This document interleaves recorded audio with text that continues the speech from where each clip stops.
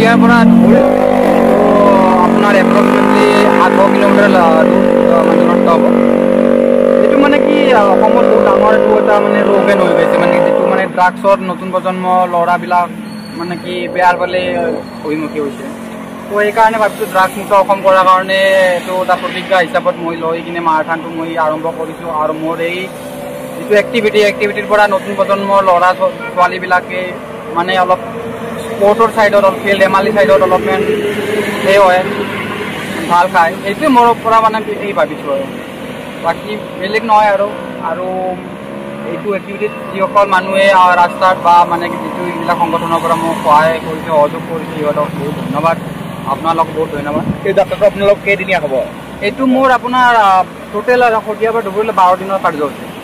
12 দিনত এইটো আমাৰ ৰাতিপুৱা 3টা বজাত আমাৰ ৰানিং ষ্টাৰ্ট হয়, ৰাতিপুৱা 9টা 10টা বজালৈকে। দিনত ৰ'দৰ কাৰণে মানে অলপমান ৰেষ্ট লোৱা হয়। বাকী গধূলি আপোনাৰ 5টা 4টা বজাৰ পৰা আৰম্ভ হয় আৰু তাৰপিছত ৰাতি 9টা 10টা বজালৈকে।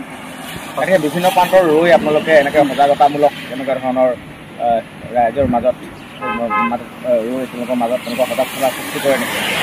হয়, মানে কি যেনেকৈ আমি দৌৰি আহিছোঁ, বহুত গাঁও বুলি আমি হৈ আহিছোঁ, তাৰে লোকেল মানুহবিলাকে বা তাৰে মানে মানুহবিলাকে আমাক বহুত সহায় কৰিছে।